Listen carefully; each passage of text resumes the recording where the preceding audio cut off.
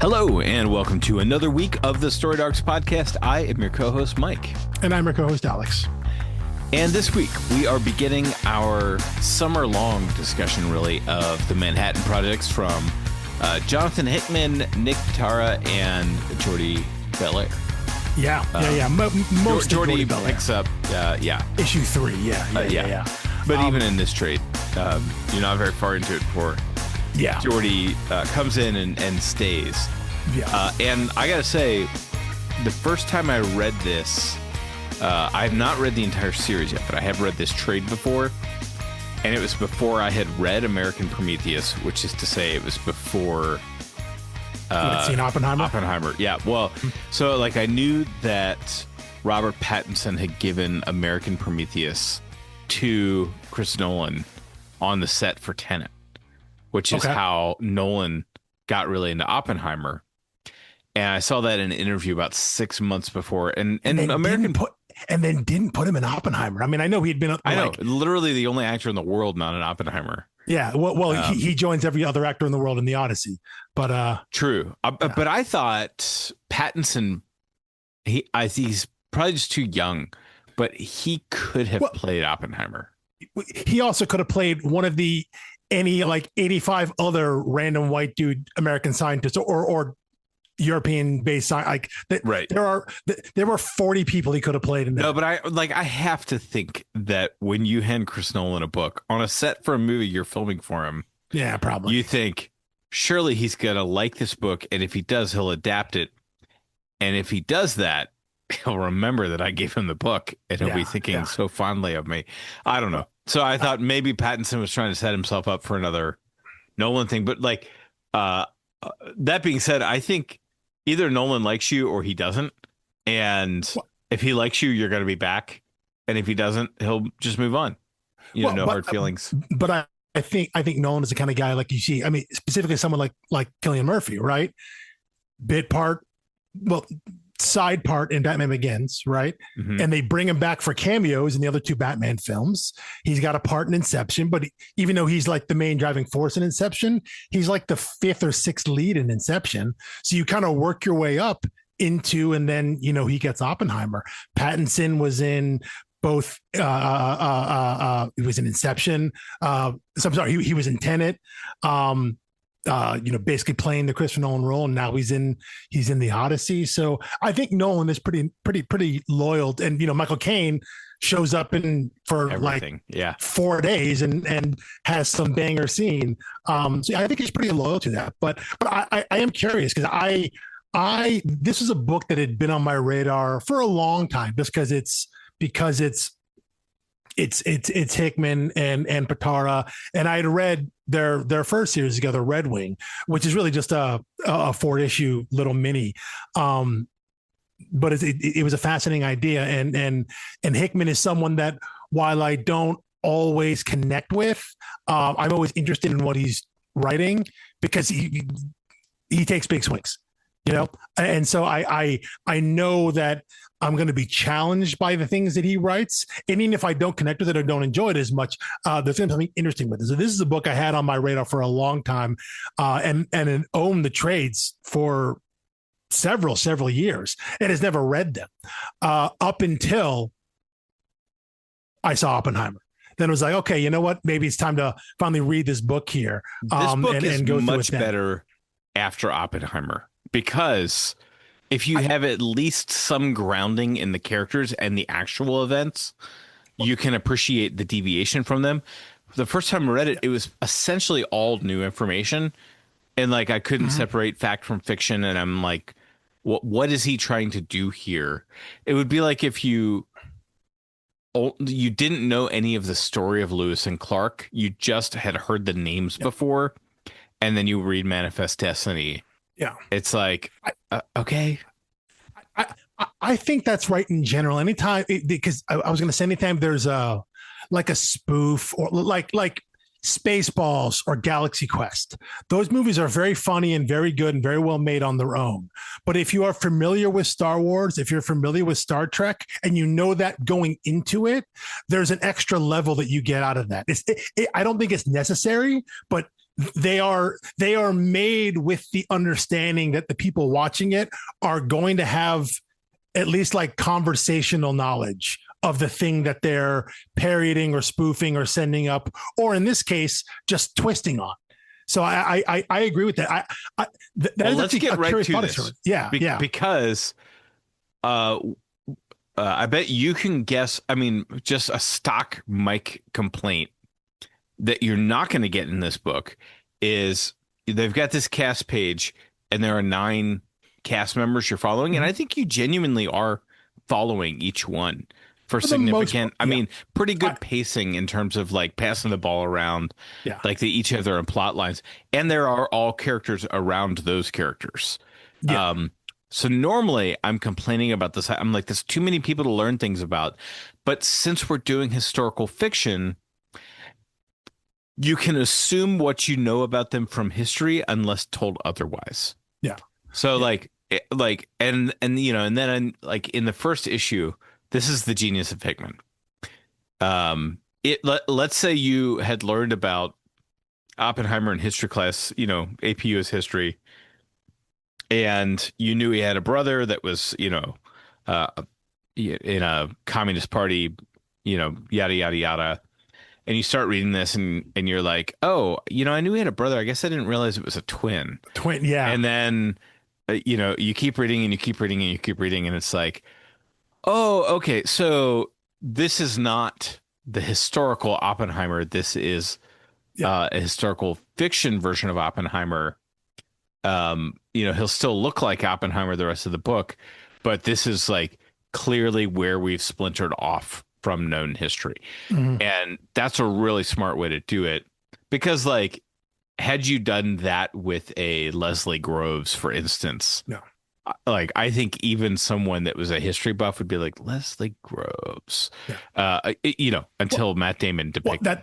That's what I was going to say. But that was years after this book. I mean, like almost a decade, right? Absolutely, yeah. But again, for someone like me who was aware of the book and has a general history of this era, just because interested in it in general, but picking up this book and finally cracking it open after I had seen Nolan's Oppenheimer, and that first page is Leslie Groves, and before you have any name to it, you look at it and you're like, oh, that was a Matt Damon character. Like immediately, I was like, oh, that's the general that Matt Damon played, and like, right, Leslie Groves, got it, I'm in.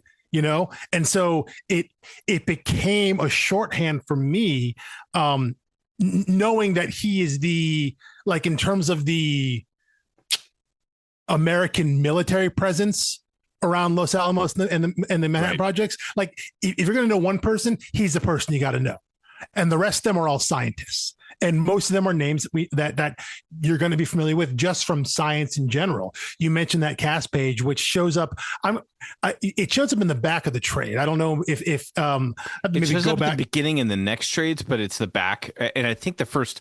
Actually, okay. So this is a great question. Yeah, I don't actually have the trades. I have the single issues that I had bound together. But my first issue, like I have the first issue that I didn't bind. And with the binding, I bound the Image First edition. Right. You may have moved the cast up to the front just for the Image First edition. Maybe did. Because that's like your magazine rack. Like, hey, get into this series pitch. I should check because when it comes to single issue, this series, I only have the first issue of, because I had it already, because I came to it late and I acquired it late, and so I have the trades. I have them all digitally. So that's a good question. I don't know, but it is in the back here, and it I think it helps too that not only are they historical figures, but the way the Pitarra draws is so very distinctive, and it helps that like everyone knows what Albert Einstein looks like. So you see that guy and you're like, oh, that's Einstein, right? And then the way that they've gone about it in terms of like Enrico Fermi. If you are someone in STEM, you know the name Enrico Fermi. You probably couldn't pick him out of a lineup. But the way he's drawn here, he looks like an alien. And even in the back there, it says super genius Italian physicist, not human. So we have different versions, right? It's not J. Robert Oppenheimer, it's Joseph Oppenheimer, it's his brother. It is not, as we find out, it is not Albert Einstein, it is Albrecht Einstein. It is an Einstein from a different universe, right? And we do have our kind of regular generic dude who is Richard Feynman, who I believe was the Jack Quaid character in Oppenheimer. I think you only see him like he's the younger guy, kind of generationally, and I think he's the guy playing the bongos kind of randomly, in the movie. That is Feynman. He is kind of a star celebrity, physicist and things like that. And then you have Dalian, Harry Dalian, who again was a real person who was irradiated, but died in real life. So the accident that our character, who is now just like a floating glowing skull, he kind of looks like Dr. Bones from the DC universe, or Director Bones, I guess. That's obviously not a real person, but he was a real person up until that accident. But it's very clear who that person is, because there's no one else going to be a floating glowing skull, right? And so everyone is very unless you're in Futurama. Yeah, so everyone is very distinct and very particular. And I guess there's also Werner von Braun, who they've drawn as like this giant, huge, like beast of a dude.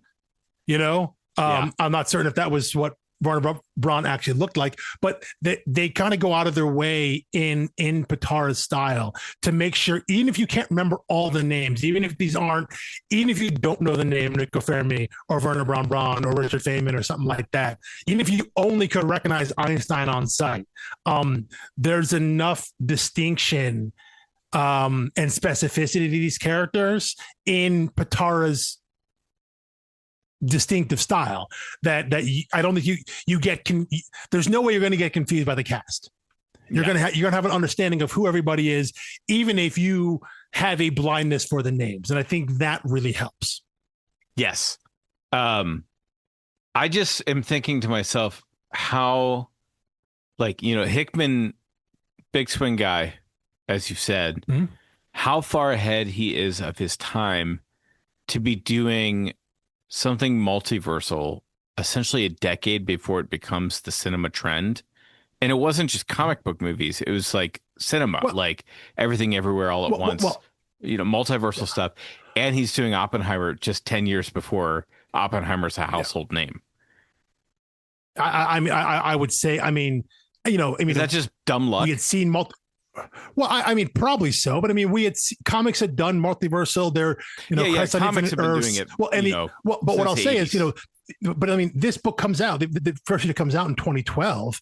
And when does it end? Let me double check here. When is 2016 was the last trade, and which was the follow-up series, which may have had a hiatus. So what I'm saying is, in the process of this book coming out, or as it was winding down, Hickman is still over at Marvel, and he's about to do Secret Wars. Secret Wars, technically number 3, which was the big end to the original Ultimate Universe. So that was the big end, and it was a whole big thing, basically just to bring Miles Morales and his family into the 616. But this is something he has done, and it is in the vocabulary of comics, of superhero comics. But I think this is. I don't want to ascribe too much prescience to someone like Hickman and Pitarra, but there's no way he could have predicted that Oppenheimer would become a household name. But yeah, the multiversal, multi-universe. Because we're talking about a time here, the idea of like an alternate Earth or something like that had been around. I'm trying to think of. I had to think about like a show like Fringe on Fox, which played with the idea of one alternate universe that ran parallel, which is very similar to the Einstein situation in terms of you made a bridge into the other world, and when you went across it, you met the other version of yourself, and then that other version took your place in your world, that sort of thing. Like that's a very Fringe idea. So that stuff had been around. So I'm less shocked by that one. The Oppenheimer thing is pure dumb luck. Like it has to be, Oh, well, yes, except yes, I'm not caveating that, but I think another point of interest to me is that there was like for dads, white dads in America, there's always been an interest in World War II. Yeah. But there was a broader cultural interest in the early 21st century.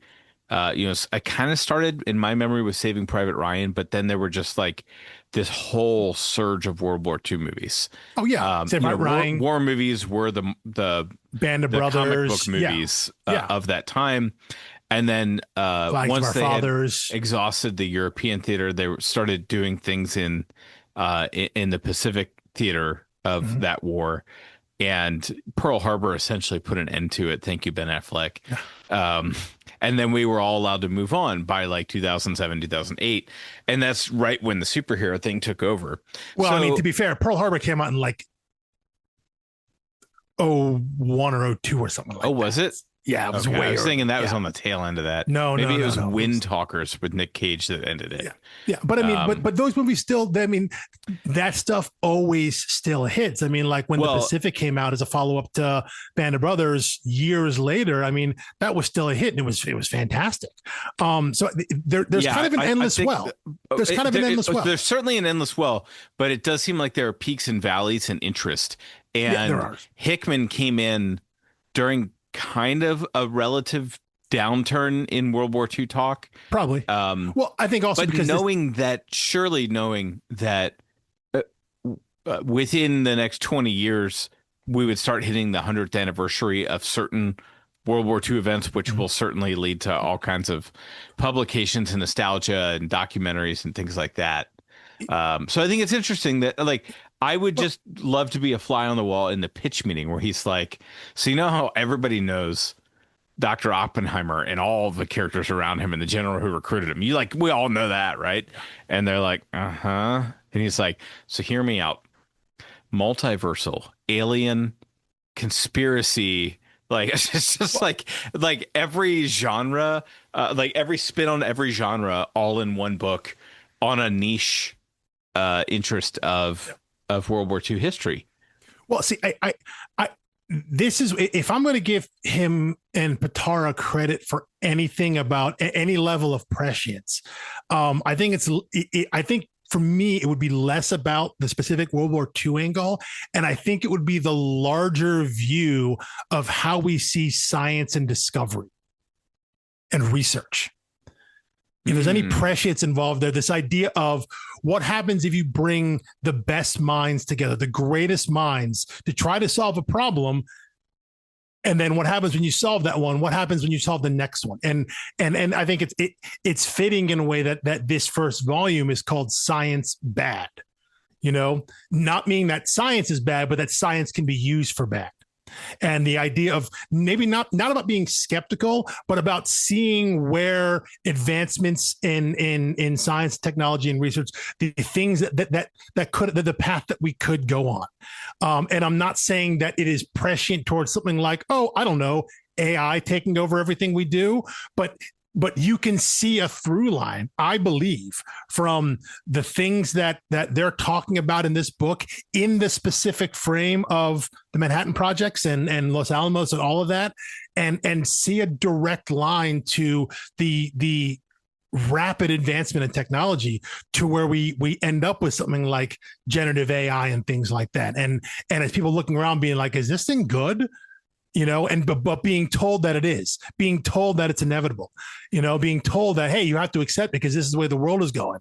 And no one with any sort of power being like, are we sure about this? So I think there's a through line for that about our understanding of the advancement, like discovery for discovery's sake in some way. This idea that people with infinite resources, or near infinite resources, and what they could do and how things could go poorly. Almost like, hey, there needs maybe it's not a direct parallel, but this kind of idea of like, hey, man, this stuff left unchecked, this just kind of blind acceptance of quote unquote genius, maybe isn't the best way to go. Maybe we shouldn't be labeling people as geniuses. Not that we don't stifle scientific and technological discovery, but like, maybe don't just trust these people that that we believe to be the smartest in the world. Maybe they don't have the world's best interest in mind.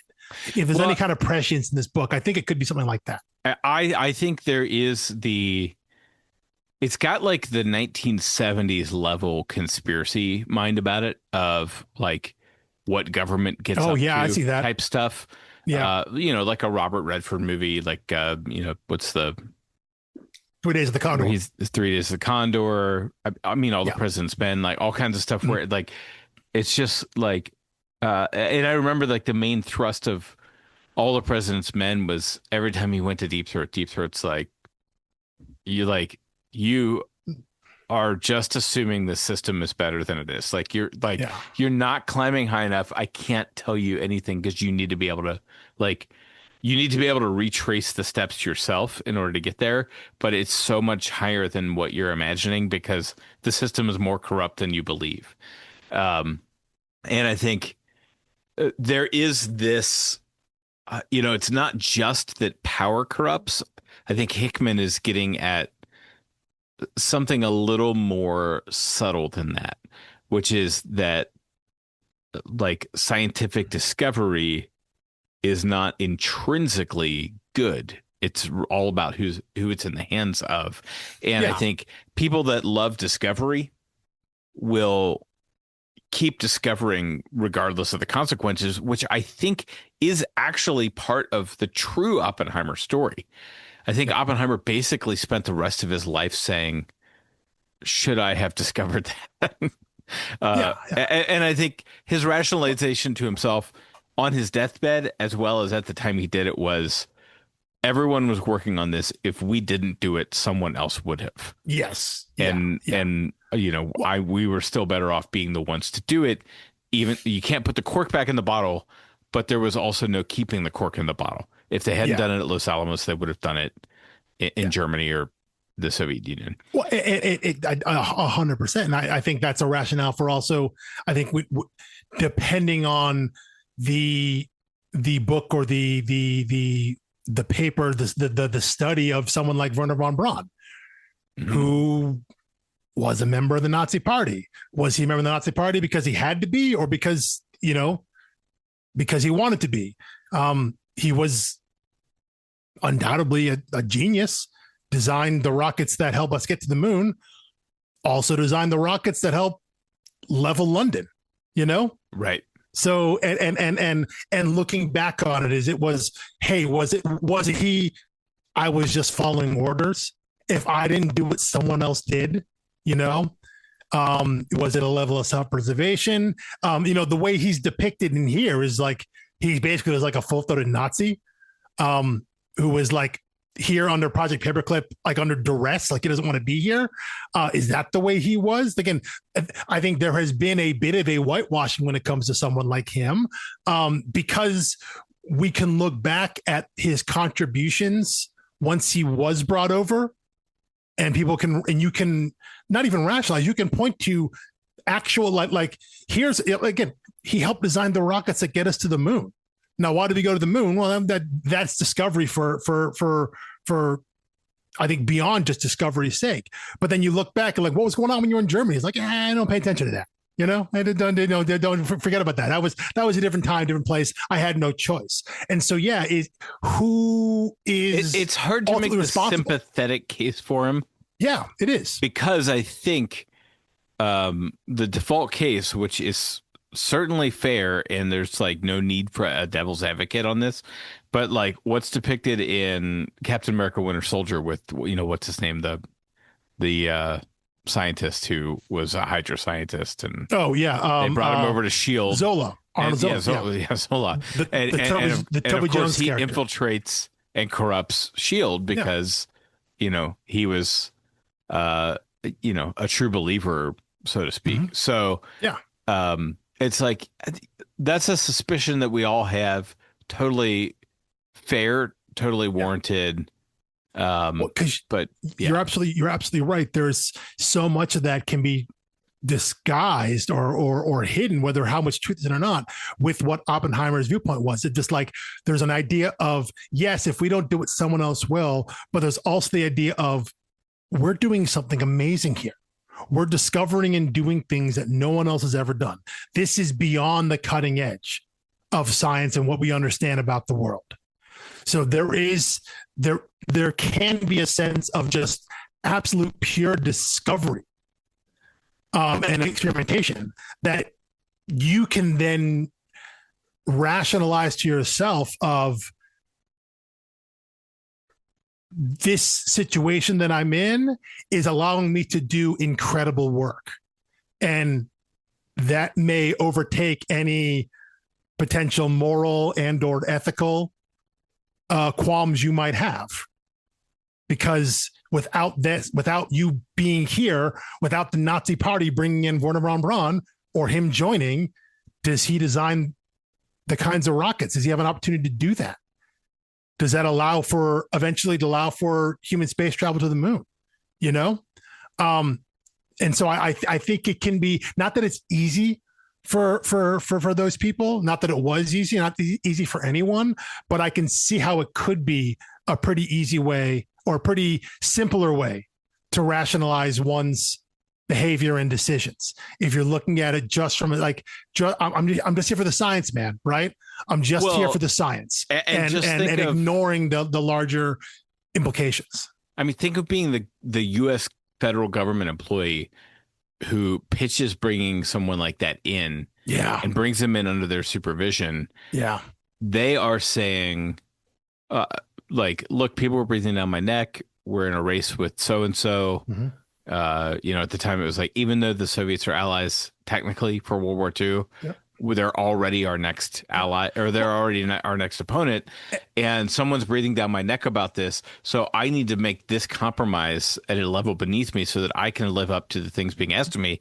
And I'm like, how is that that much different than the Nazi, just following order? It's like, everyone's just doing what they have to do to make their superior happy. They even say that's what Hannah Arendt, the Holocaust survivor, recorded at the Adolf Eichmann trial, The Banality of Evil. Yeah. She basically said, all it takes for I forget what it was, catastrophic evil malice or whatever, is not to have any authority or loyalty beyond the state, the regime, the party. Yeah. And so it's like once that's you. And that's what all of these characters in the Manhattan Projects are. They are all loyal to the state and the party. And so they have a groupthink about it, which is to say, it's stated succinctly at the end of this book, right, that there's now an official rogue government inside the government. They're not loyal to the United States. They're loyal to the project, and to the science. And the splinter of that happens when Truman says, "Don't drop the bomb," and they're like, "What?" Oh, and it's like, I'm going through a tunnel right now.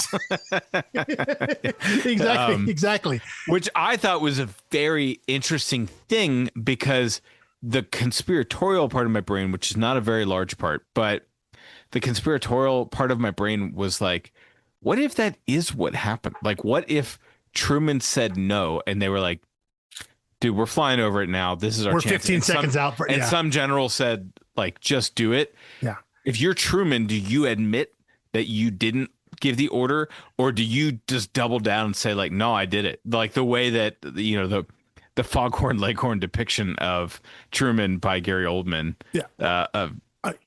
I mean, what you're describing there is basically the plot of Tom Clancy's A Sum of All Fears. That's how it starts. Where rogue fascists steal. I have not read it or they rogue fascists. They basically steal a nuke or they start a war basically in Chechnya, and the new Russian president comes out and is like, yes, that was us. We did this, blah, blah, blah. This is our target, blah, blah, blah. Big hardline stance.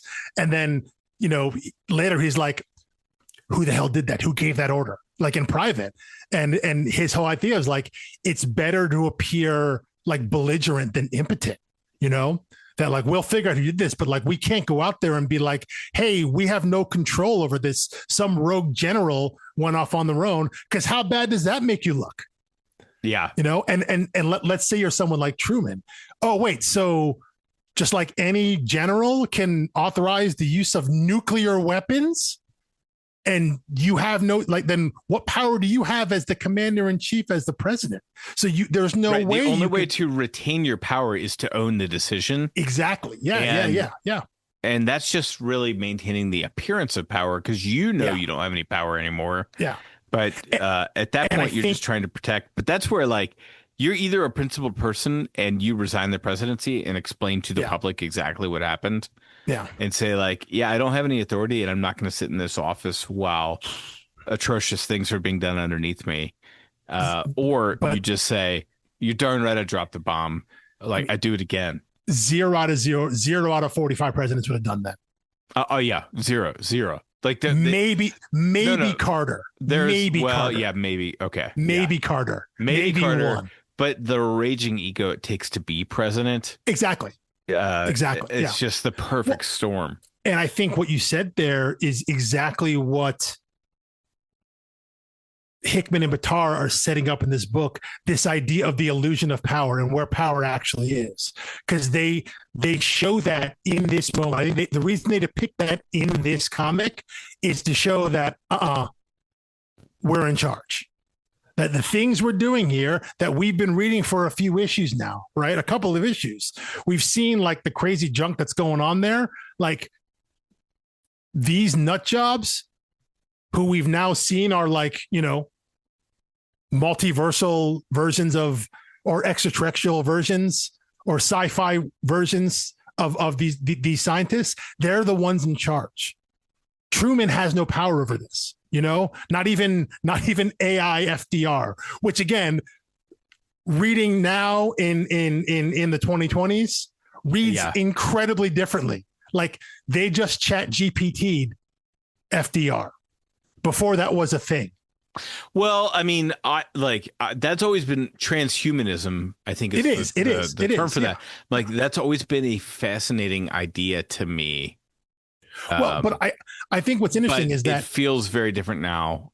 I'll grant you that. Obviously, what we already mentioned, version of quote unquote AI, as we've talked about before, is nowhere near what actual AI is. But I think since we weirdly already mentioned him, Armin Zola, the character in the Captain America movies, Winter Soldier, his brain is downloaded into some old supercomputer, but that is not an AI replication of his mind. That is meant to be his mind. He is there sitting, thinking, and doing as if he were alive. What we see here, at least what we've seen so far from our AI FDR, is him basically just thinking he's still FDR. Well, I mean, I think the interesting thing was spitting out the things that FDR would say, as you would get, like, you type a prompt into but weren't they initially okay, so here's my impression of how that story went, or my recollection from reading this a week ago. It was they had to scramble to assemble this technology before he died. They got and then it he died in suddenly. there. He died suddenly. He died suddenly, but they successfully downloaded his brain, and he was outputting stuff, but they had not yet figured out how to decrypt or understand what he was saying. Mm-hmm. So it's like they're like so flying by the seat of their pants with this technology, that he's outputting data, and the guy's like, it's pretty important that I figure this out. And is it Einstein who's like, no, it's not. Like, follow me, and unplugs the FDR AI. Yes, it was Einstein. Yeah, it was Feynman who was working on it. Air quotes around every historical name we're using here. Well, he is still an Einstein. He is an Einstein. He is an Einstein. He's not the one that we think about. He's not the one from what we presume is our world, but he is an Einstein. But yeah, you're right. He walked in and was like, this isn't important.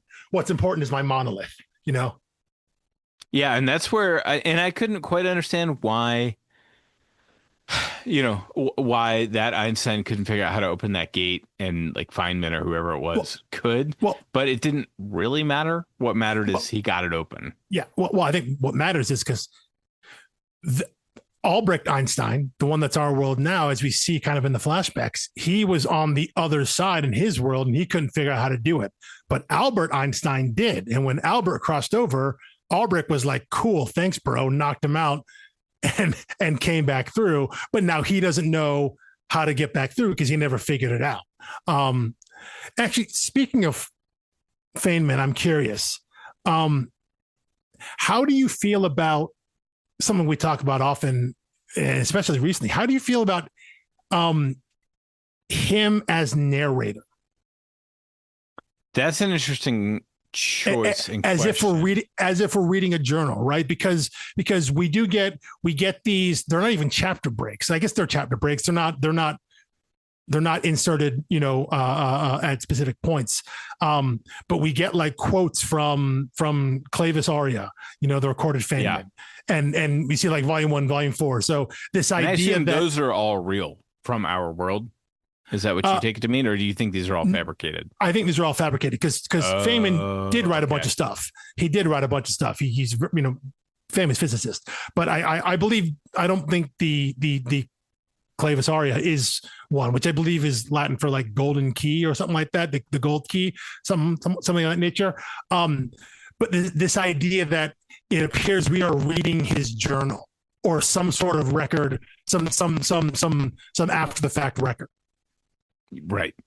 How do you feel about that as a narration device, that someone, again, is narrating this from potentially the future? Or I guess it could also be, I think about this, it could be like a diary he's writing like a couple of days after in the moment. Well, I guess that's a possibility too. I just took it as another comp. I hadn't thought about that until right now. Well, I took it as another comp from Manifest Destiny. I guess that's anachronistic.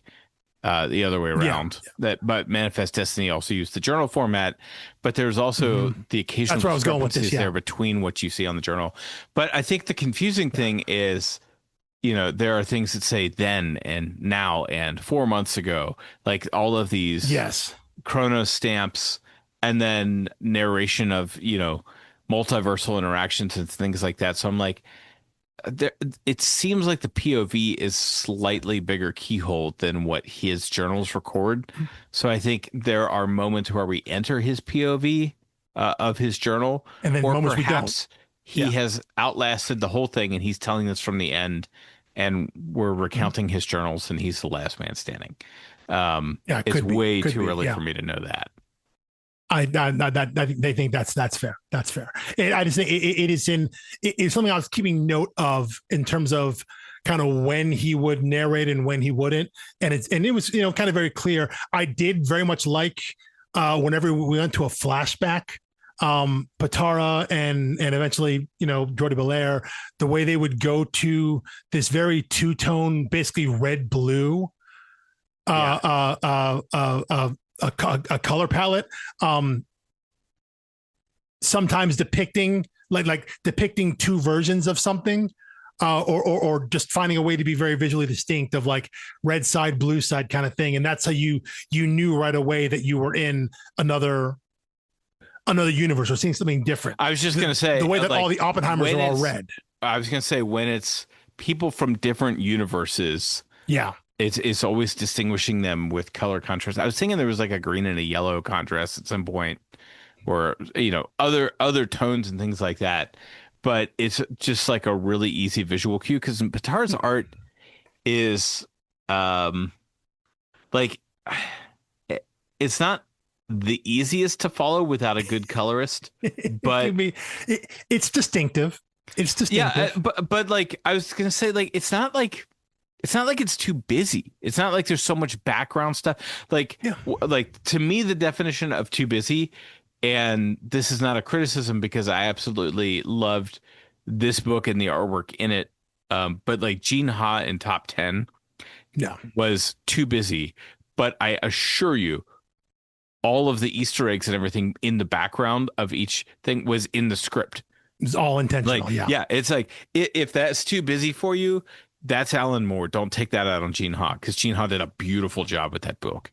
And Alan Moore did too. Like I'm not knocking it, but I'm like, that was the slowest read I've ever had for a comic, because you're just like, you can't just look at the main characters' faces and read the text. You have to study everything. It's heavy. Yeah. And I think Pitarra does that occasionally. Sometimes like walking to the lab and things like that. They're putting stuff back there. Whether it's important or not, they just want you to notice things. But then there are other times, where like even when they pull real far back and you see some giant machinery or something like that, it's not super detailed. It doesn't really have to be, because it doesn't really matter what the thing is. What matters is that it exists. So yeah, it is. But his style, I think his character style is very specific to him. I think you could generally say in some cases maybe it's a bit of an acquired taste, the way that he draws characters and bodies and things like that. His style is one that doesn't bother me. I think you and I discussed probably off mic at some point. Not that he's similar to, but if you had to group artists like in like an overall sense, I know what you're talking about. He would be in the same initial group as someone like Daniel Warren Johnson or Riley Rossmo, Andrew McLean. They wouldn't be in the same like family or species. They don't do the same type of stories or anything like that. It's just like they would be in the same sketching. Genus. Yeah, they'd be in the same genus, the same kingdom, that a higher level of taxonomic order, a wider broad, but they'd be somewhere over there, and then like someone like Dan Mora would be on the other side. And so they're or even like a Jay Lee would be even further across the spectrum. Really, so they really subtle, distinct line work as opposed to like hard, scratchy. So again, it is. But this totally works for what the book is. I think it is. There is a ruggedness to it that I think works, and again, it's distinctive, and I think that helps if you are someone who, which I think they probably had to assume when this book came out, people who actually weren't familiar with who these people were outside of Einstein. Right. It would have even been. It honestly would have been pushing it to have even if people even knew the name Oppenheimer. I honestly believe that. Yes, I think so too. I think I could have told you Manhattan Project. Yeah, I'm out. Like, if he came up at trivia, I'd be like, I know one thing about him, and like most educated people, I know enough about everything. I have enough general knowledge from having gone to decent high school and college that I can say one thing about almost any topic that's brought up and then successfully pivot it to something I know more about. Yeah, I know. I can tell you for a fact, prior to seeing Oppenheimer and then reading this book, I couldn't tell you his full name. It was J. Robert Oppenheimer. It was Oppenheimer. Oh, no, sure. Yeah, no, I couldn't have told you. That was it. I couldn't have told you Robert. No, I agree. Nope. Absolutely not. Absolutely not. I could have told you the name and that's it. I'm not even certain. Again, I know Enrico Fermi, not from the Manhattan Projects. I know because Fermi is he's a scientist you would know. So yeah, they had to do something to onboard readers. My guess is with the understanding that you're coming in with zero knowledge. Again, they probably could assume you recognize Einstein. After that, I think everything was on the table.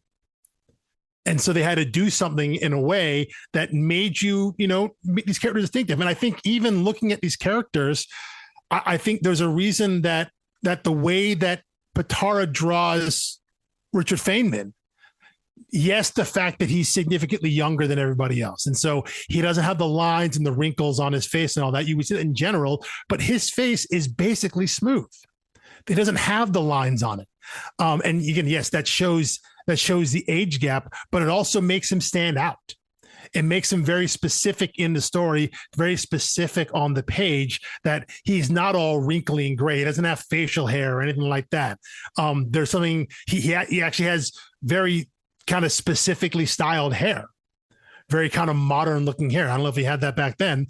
But so it's these kind of small, subtle ways that they can kind of use Pitarra's art just to help the reader a little bit, And I wonder if that's primarily a Pitarra decision. It could saying be. like, okay, I've got 9 Yeah. white guys that essentially look Yeah. pretty similar. Yeah. And I've So got I'm going one to do guy that's a things lot with younger. hair. Yeah. Yeah.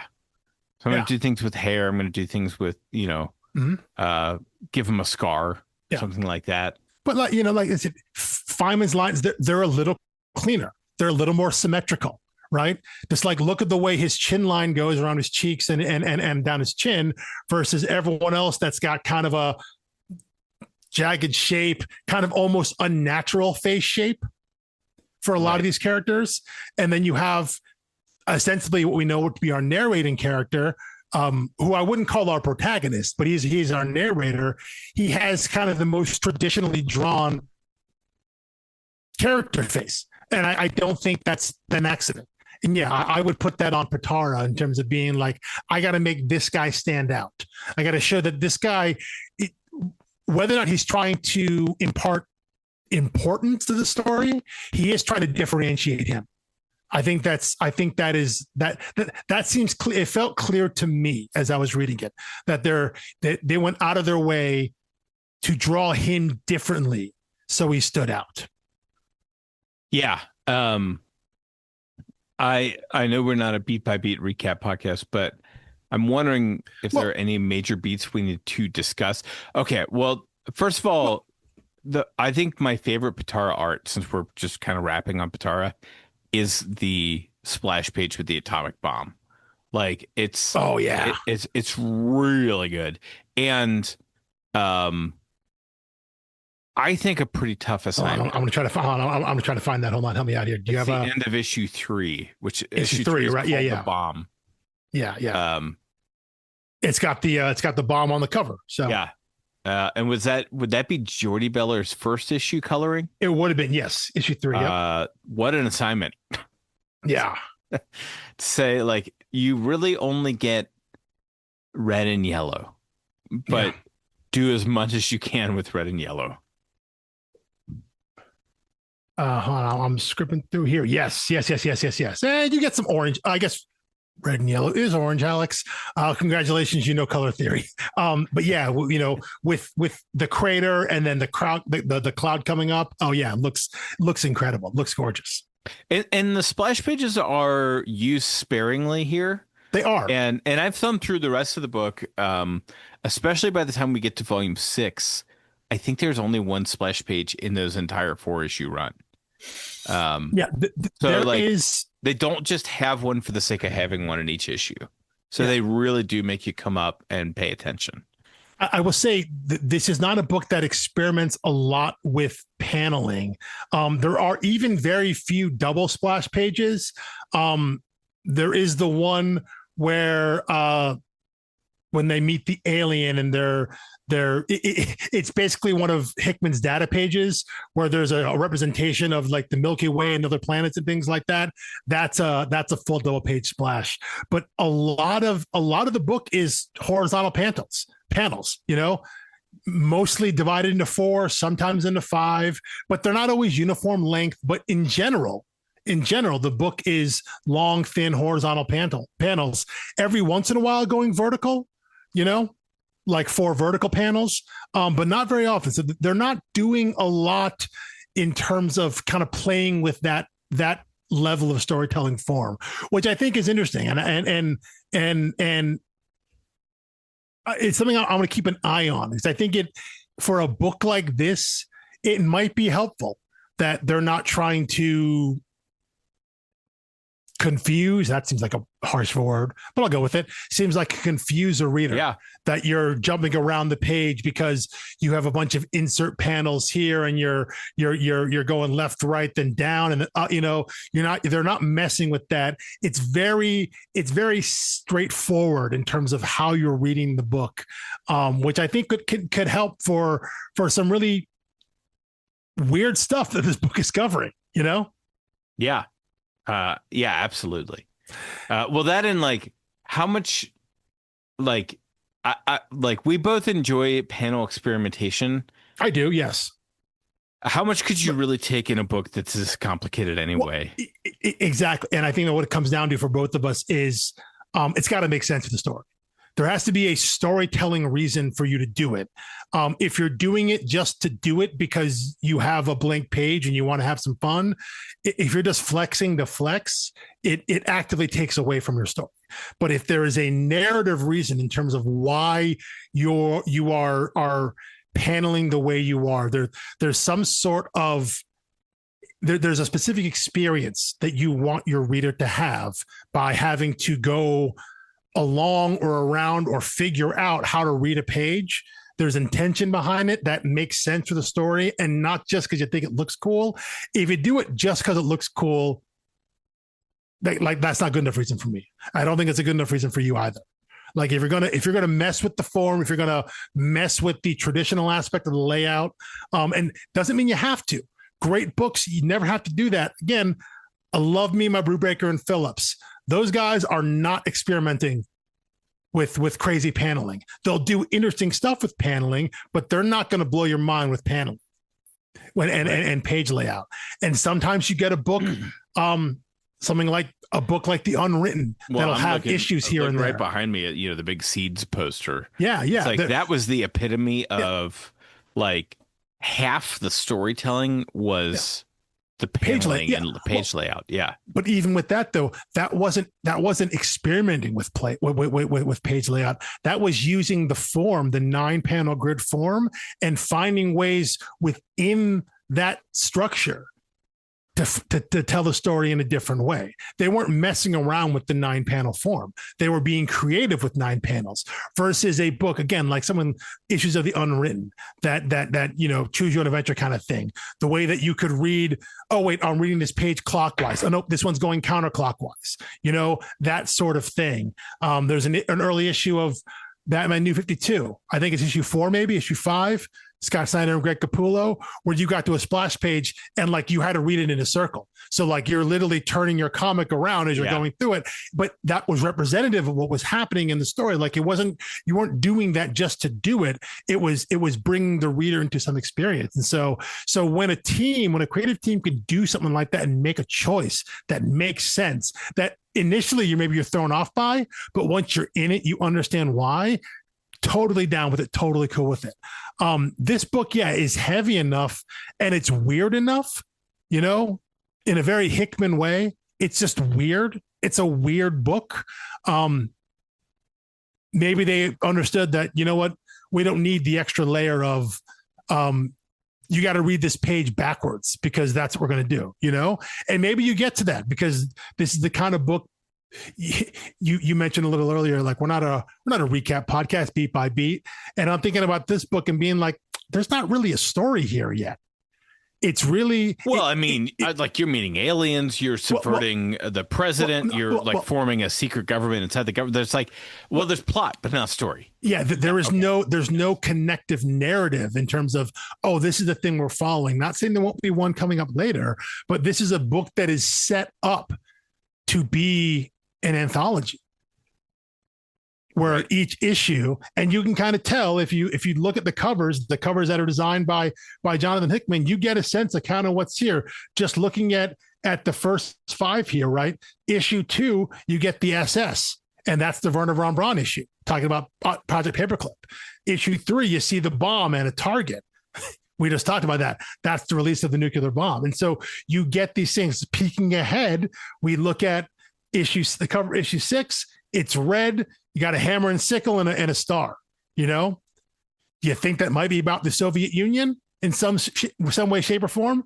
Probably so. And so this idea that because of the form they've set up, I don't think they feel compelled to have a strong, specific narrative through line.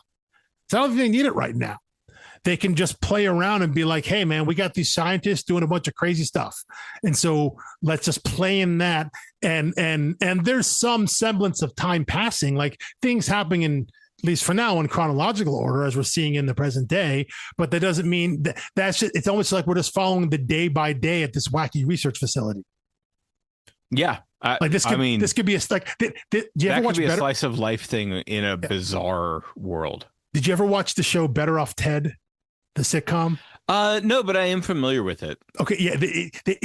this is like that, where it could just, it's a company, and they say it's a research lab that's doing some really crazy and wacky stuff. And in their case, in the case here, the Manhattan Projects, they just happen to be doing potentially evil stuff. But you could just do that and focus on something else. You go to a different department. You could see like what Einstein's doing, what Oppenheimer's doing, what Fermi's doing, what Feynman's doing, what von Braun's doing. You could just jump in to each of these scientists and whoever their random team of lackeys are, and you could just find story and events. You could find plot that happens there. You can find, you can chronicle an event that happens, some experiment that happens that you could then eventually build into a larger story. You could take the thing, whatever thing that, and I guess we kind of see a little bit here, right? We get the thing that Einstein was working on, his monolith, to another universe. And this volume ends with Oppenheimer finding it and seeing it open. And we see the multitude, the infinite Oppenheimers behind him, right? So there is, we're starting to see some connective tissue there. Obviously, we don't know where that story's going, but that's the kind of thing they can build, where you see what one scientist or one department is working on, what kind of crazy thing they've cooked up, and the consequences of that. And then we can bring that into some larger collage of the things that all these scientists are cooking up. And so I can, because of the nature and the setup of a book like this, and as someone who loves reading an anthology with like loose narrative threads, my favorite stories, my favorite comics of all time are all fall under that anthology blanket, kind of that big tarp. Yeah. And so for me, I'm more receptive to a book like this, where it's like, yeah, I understand the premise. I'm totally fine if we go 5, 10, 15, 20 issues of just like, here's a bunch of seemingly random stuff that you all know is connected, but I'm not looking for a narrative through line, and I'm totally fine with that, because this is a book that I think can support it. Other readers, I can understand how that may be the kind of thing they don't want. They want to have a through line character. They want to have a protagonist, a point of view character. They want to see how this stuff connects, and so they can follow the threads all the way through. Totally get that. Not, that's a completely valid way to read books. And there are plenty of stories that when I pick them up, that's what I expect out of them. This kind of story is not one that I expected out of. If it happens and it gets to it, great. But for the start, I'm totally fine having these kind of seemingly unconnected or vaguely connected things. So I don't know where you stand on anthology books in general in that way. But again, I know that they're my favorite types of comics.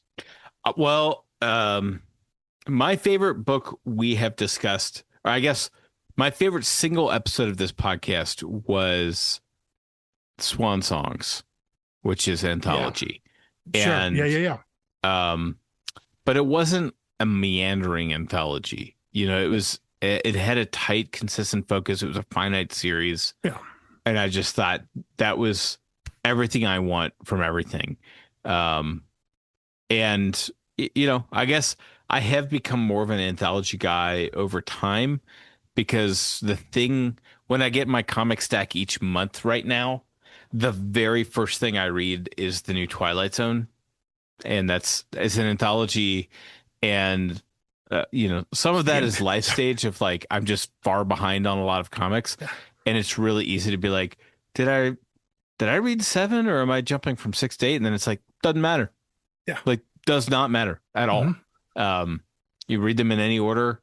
Binding them into a trade is like perfunctory and arbitrary. It's like, here's the order they came out in. Nothing else about it matters. I mean, Twilight Zone, kind of like the text of that anthology storytelling, Well, and most TV shows used to be anthologies. Yes, they did. They were procedurals. The idea of I'm case even of the thinking week. like yes, exactly. Yeah. Like Scooby-Doo, even the original Star Trek, things like that. We're just like, we can't assume, like before VCRs and recording technology, we cannot assume you saw last week's. Yeah. And so we have to tell. I mean, and what's my favorite TV show of all time? Yeah. The West Wing, which will occasionally string together like a 6-episode run at the end of a season, but most of them are just standalone 45-minute 3-act plays. And those are my favorite episodes of the ones that are just like, you don't really need to know the characters. You don't need anybody's backstory. Just sit down and watch this 45 minutes. That's how television used to be. ER was the same way, or something like that. NYPD Blue, right? Case of the week, medical thing of the week. But if you had watched all of them, you can see some character. They're that much more through fulfilling. Lines. Yeah. But oftentimes they were character through lines, not plot through lines. Yes. Right. It was, you could track character development as they go case of the week, crisis of the week, whatever it is. Now, and a lot of this, I think, comes from something like Lost or whatever, this idea that narrative driven serial storytelling, where if you didn't watch last week, you are lost, forget it. Like you can't skip a week, you can't miss. And part of that was the idea of, we got to hook you in so you do watch. You feel you have to watch. And that's how we get you to come back. That if you miss a week, you are missing out. So you got to be there. And comics used to be that way in terms of like every issue was someone's first issue. You could pick it up and be like, oh yeah, that's how everyone started back in the day. You picked up if you're someone of a certain age, when I buy like old silver, even Bronze Age books, like it'll be because I'm like, oh, I like Daredevil. I'll just grab this issue and I'd plop down and read it. I'm like, I have no idea what was happening in 1978 with this character, but it doesn't matter because I'm picking it up off the newsstand it was designed to be. But that's the thing. If you had picked that book up initially and that was your first comic, you never read comics before, it's the first comic you've read, you would read it and you'd get through it and you'd have two choices.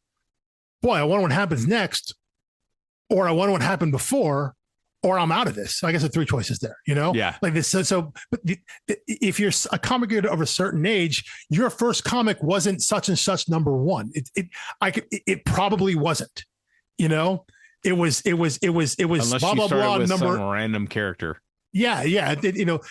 And there is a certain generation, maybe like you came in and the first thing you read was like Spawn #1 or something like that, because Image and, blah, blah, blah, blah. But yeah, if you started reading Spider-Man, or like for me, it was G.I. Joe, Real American Hero. When I first got to that book was 5-6 years into its run, probably. And the first issue I read, again, I don't even remember. I think it was issue 10. And it's just, I know these characters because I love G.I. Joe. I'm just going to read this. Does it really make any sense? Kind of. But yeah, it's Larry Hama writes in a way where he believes, even in the middle of a storyline, that Larry Hama does this thing in that book specifically where every character, when it starts out, someone says the name of every character in the issue, in a way that if you did that in real life would be so wildly unnatural, like we're in the middle of a conversation and I'd be like, that's right, Mike, right. Like, and that's right, sister. Yeah. Like exactly. Yeah. But when they say things like, I grew up down the hall from you, sister, and you did da da da da da. It's just like no human talks that way. Yeah. But now everyone watching those, they're related, and you just saved a 15-minute flashback with one line of clunky dialogue, which I think we were talking about just in the last book with Shadecraft, where she was like talking to her brother in a coma. Yeah. And it's just like, no one would do this. I'm like, but think of all the garbage it spared us, of just like, this page is going to be a clunker and we're just going to rip off the Band-Aid. Yeah. But so I was thinking about that in terms of what Hickman and Pitarra do here, in that we already mentioned the flashback pages, and it's using the flashback construct can be dicey at times. I think for this book, because I like the visual difference that they do, that they're putting effort into this and they're so specifically different. It's like, oh, I like how this looks on the page. So I'm willing them to forgive them maybe for like, oh, we got a flashback to see Oppenheimer, flashback to see Einstein. We even got a flashback for General Groves as a child, before they met like, why do we have to have that there as a way to impart character development?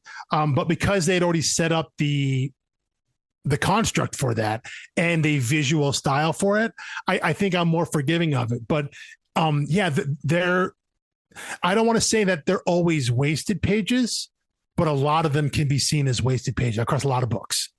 When you go to the flashback, it's the kind of crutch you can use and be like, well, you just filled 8 pages out of this comic, out of this issue, because you didn't have enough to fill the story. So you had to go back and reveal something about the character to and that's not always the case. And I know that's not fair to comic creators. I'm sorry I said that, but not really. Because I've read plenty of books like that are you didn't name any by name. I think I know fine. I didn't. There's no one to apologize to. Yeah. But I think because they added some visual style to it. I probably because they're playing with multiple versions, because they've already established like this is not the Oppenheimer you read in American Prometheus, right? This isn't the Einstein that you read about in U.S. history books. Like this is a multiversal story, and so I think they can they have a little more leeway in my mind of playing with some of those ideas and tropes and storytelling constructs. That I'm a little more willing to put up with it in this story. Yeah, I think that's fair. Yeah. But anyway, like, I mean, as I read this book, I was just like, this is so wild and so crazy. It is. It is such a wild book. I mean, you have a cannibalistic Oppenheimer who has the zombie thing of like absorbing what was that movie where like you absorb their memories by eating their brains? Is that every zombie thing? It's not a zombie thing. It's not a zombie thing, but it was in one particular zombie movie during the zombie movie boom, which was happening when this book came out. But that's very much a science fiction kind of trope, whether they're zombies or not. The idea of like consuming their soul and you have their memories and their thoughts and their knowledge, that sort of thing. But yeah, like just like, but it works cross species for him too. That's the amazing thing. Like as soon as they shoot aliens, he's down on his knees, just like, give me all this knowledge and information. And I love it. There is a scene where you see at the end of that, you just see the army behind him of like everyone he's absorbed. But you see, they're all Oppenheimers, and then there's the alien. Yes. So you see like all the red version. So you have to imagine like, wait a minute, how many versions of this has he eaten? Has he consumed? And the idea that he is someone that has split personalities. Did he always have that? Or is it because he's been consuming all these versions of Oppenheimer? Every version of Oppenheimer he has taken, but yeah, like that idea to kick your book off is wild. And again, it is more wild now that there is a larger, a greater swath of understanding of who Robert Oppenheimer was, thanks to the book and the movie. So like there is something a little. This book does land a little different now, more than a little, a lot different now, that you can hand this book to someone now and be like, yeah, listen, you love Oppenheimer, just read this. This will melt your brain. It's got nothing to do with Oppenheimer, but you're already a few steps ahead because you know who these characters are, you know the situation. Read this and just think about Cillian Murphy doing this character, like it's that sort of thing. Actually, that's a very compelling pitch. And that would be awesome. That would be incredible. Yeah, although I guess he can play psychotic, absolutely. Dr. Crane. He could play every version of, which I guess is tough because that first issue is called Infinite Oppenheimers. So that's a lot of Oppenheimers. That's literally all of them. Yeah, James McAvoy could come in and do it too after doing Split. Yeah. But that would be so incredible, wouldn't it? He's the kind of person that could totally do that and embody all of those characters. So yeah, this is the fact that J. Robert Oppenheimer is a name that is now front of mind for so many people because of the Nolan movie. And I guess to the book too. That was the thing but more folks probably saw the movie than read the book, but that you could hand this comic to someone now and be like, this was written almost 15 years ago, right. Take this and read it and tell me what you think about, the Manhattan Projects now and the Los Alamos and all of that. And that's really crazy how a book like this can age. And I guess in a way, come into a greater level of relevance. And we started this conversation off talking about how much credit do we give Hickman and Pitarra for being prescient?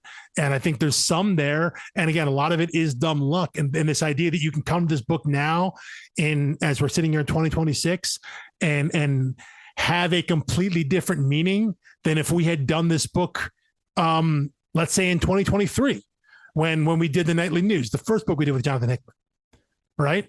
If we had decided to do this book then, our conversation is not even remotely the same than us doing it now, post the Oppenheimer movie. Right. Well, now it would just be like, oh, you have a weird idea and you're just chasing the Oppenheimer hype, right? Yeah. And then there'd be movie variants for the, issues and things like that.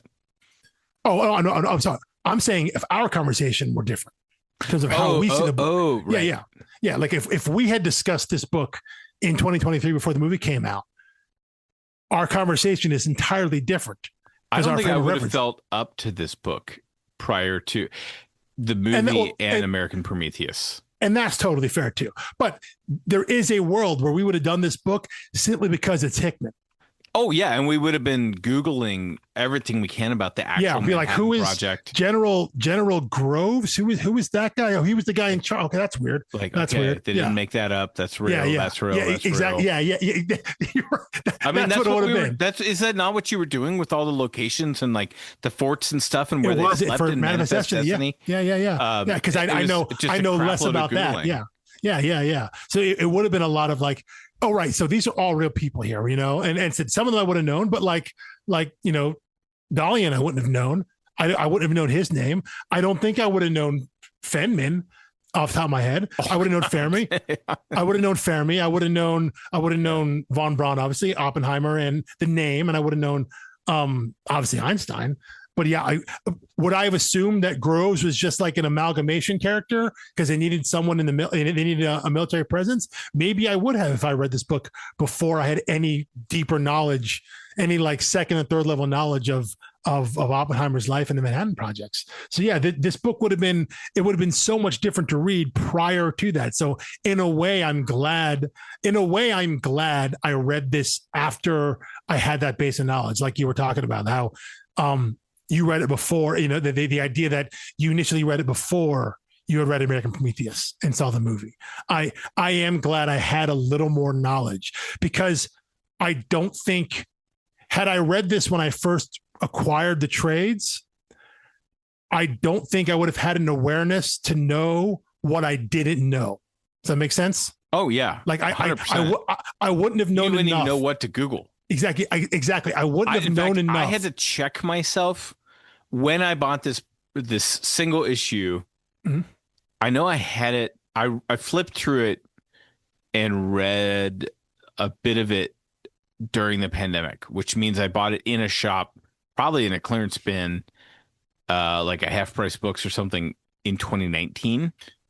And so yeah, a solid 3, 4, 5 years after the majority of the run ended. Yeah. Oh yeah, you're right. And all the trades were out. And definitely. Yep. Like there were people who just dumped their issues when trades come out, which I've done. And it's the most expensive way to read a comic is to buy every single issue as it comes out, then buy the trades and then sell all your issues for a nickel a piece. But anyway, I was so like out of my depth with this part of history that I actually had to Google. I was like, I thought it was called the Manhattan Project. Like, why is there an S on this book? Like that's what it was. That's actually a fair point about this. Yeah. Because that's like your first indicator that like it's a little different. It's a little off. Yeah, it's a little different, and it's not an accident. Yes, he's not confused about it. He's letting you know like you're in for something Manhattan Project adjacent. Yeah. So anyway, it's a wild one. Now after Oppenheimer, after reading American Prometheus, I'm just like all in on this. It's totally bananas. I believe from flipping ahead a little bit, it only gets crazier. So it's just one of those where it's like, I don't expect I don't expect to feel any emotion at all reading this book. And that's in my limited exposure to Jonathan Hickman. He's not one of those guys who tries to tug at your heart. Like he toys with that's big really ideas fair. in the mind. That's really fair. You know what? Oh, you know what? That's a good thing to think about. Yeah. I think that might be why like there was so much hype around his big Krakoa era X-Men thing that seemed like it started to peter off at the end, because I think of X-Men readers as people who are like, they like a really heartwarming ending, because like they're all buddies and they're all playing baseball back at the mansion, blah blah blah. No, and that's not what Hickman's X-Men was. It was charts and graphs. It's not the X-Men. The X-Men are a soap opera. And anyone who says like the X-Men are Days of Our Lives, and anyone who says differently has not read the X-Men. But I think, is that not what I'm saying? Like people who are heart first, rather than head first. But Hickman is a head first writer. But I think that's where Hickman's genius was in terms of setting up House of X and Powers of 10 and the Krakoa era, and then bringing in an incredible group of writers in that room. I mean, we're talking about Ben Percy, which means he's self-aware. Gary Duggan, Lee Williams, Teenie Howard, Vita Ayala, like an incredible group there. And so those other books there, and he was writing the main X-Men book there, but you're right. I think in general, I'm thinking through like Red Wing, Black Monday Murders, Nightly News. They are very cerebral. They're making you think, and I mean, if nothing else, the charts and graphs are the clear indicator of that. But also, I can't remember ever getting an emotional gut punch from Jonathan. And now that you've said it, I can't get out of my head this idea of reading this first trade here. Didn't care about anybody. I was interested. I was interested in everything. Didn't care about any of them. Yeah, and that didn't even cross my mind. I don't think that would wound Hickman at all. Like if he listened to this episode, I think he'd be like, "Yeah, me either." It didn't even dawn on me as I was reading it. But now that you've said it, I will go through and kind of track that. And I suspect I'll be like you, where I will continue to be super interested in the concept, in the setup, in what's happening, in whatever story they do, whether it's one issue or across multiple issues. But you're right. You will not connect. I will not connect with any character. I'm not going to feel for them. I'm not going to be happy for them if they succeed. I'm not going to be sad. Like that's never going to happen. And it won't, if the other parts are done well in the way that Hickman can do it, that emotional detachment won't matter one bit. Yeah. Not for me. And probably not for you either. Right. No. As long as the other stuff is good. If the other stuff is good, set the table appropriately. Because if you promise that you're going to be invested in these characters, you're going to love these characters, and then you never make a character I care about, or you make one and nothing happens to them, then I'm going to be mad. Hickman has set no expectation for me that I will feel anything about any of these characters. In fact, none of them are particularly good people. No. Like Fenman would maybe be my closest sympathetic, like seems like an okay guy for now. Seems a little narcissistic, seems a little self-possessed. Oh, sure. Yeah, a little full of himself. But I mean, these are intellectual characters, and that comes with the territory. And the younger you are, and while being invited into Los Alamos and all these other projects while being his age, you're going to have a healthy ego. 100%. Can't judge him for that. So I'm not, can't judge him, but also can't say I'm team that guy. I hope he wins. Yeah, I'm not. You're not rooting for anybody here. Yeah. Nor does the narration lead you to root for or against anyone. It's just like, this is what these people do. This is what it is. Here it is. I'm presenting it to you. Yeah. The narration is very matter of fact. You're right. It's very just, here's what happened. First, there is very little editorializing in terms of like, you know what I'm saying? Like how he feels about it. It's more like, and then this happened. And then, so I think again, that's all intention in terms of how Hickman writes and how I think he perceives his story. So, but I said, I wouldn't have clocked that in myself if you hadn't said that. So I'm going to keep that in mind, definitely going forward the rest of the story. And probably now front of mind, anytime I read anything Hickman does, although I can go back in my mind now and think about every Hickman book I've ever read. And you just replay it all. And being like, yep, you know what? Don't care about any of the characters. They're all interesting, but you're right. Emotionally, could not care less. Whatever happens to them. Do they succeed? Do they fail? Do they accomplish what they want? Do they get what they want or not? Don't care. The most I've ever done it is really his Marvel stuff, and it's only the Marvel characters that I care about. You know, like I've read a lot of his Marvel stuff. His Fantastic Four run was great. His FF run was fantastic. Don't really care about the Fantastic Four. I've read it. It's good. Don't care about it. But I love the X-Men. And so, yes, I love House of X and Powers of 10. And that is partly because of what Hickman did, but it's also because I have an inherent love of those characters. When you're introduced to these characters in this story, even though they are based loosely on historical real people, don't care about them. You can because they're all so skewed from how our understanding of reality, they're almost not those people anymore, right? They are just pure fiction in a way, even though they are based in some level of reality. They're just pure fictional characters. And so whatever happens to them happens. And I think Hickman does see it that way. And what he's telling isn't a story about them. He's telling a story oftentimes about kind of larger industries or kind of the larger machinery of the world. That's kind of what he's more focused on. Right. Yeah. Yep. And he does it extremely well. He really does. He really does. You know, if it's like, if it's not your thing, it's not your thing. And I get it. But 100%. I do think a Hickman style writer who is just not, he's like the anti-Pixar. Because every time I watch a Pixar movie, I'm like on the edge of my seat. I'm like, I'm hardening my heart to everything, because I'm like, I know they're gonna try to manipulate my feelings. They're gonna try to make me cry. Something's gonna crush me. It's coming. It's coming. And I'm not gonna give them those tears. And Hickman is just the complete opposite of like, no, I'm never gonna ask you to cry. Yeah, like, I would never ask you to cry about anything. Yeah. I want you to say that's awesome, and I want you to chew on it and say, I wonder. I'm not going to make you cry, but I'm going to try to melt your brain. Yeah. And I appreciate it. And then I think there are a handful of writers who have both of those tools in their toolbox. Oh, definitely. Those are the really dangerous ones. Definitely. Where like they can't go to will give you they can't go to the extremes. High concept, gut punch emotionally. Mm-hmm. And I think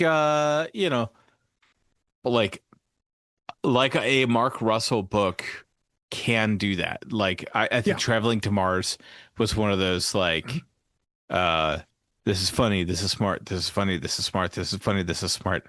Oh damn, that's really sad. Yeah, absolutely.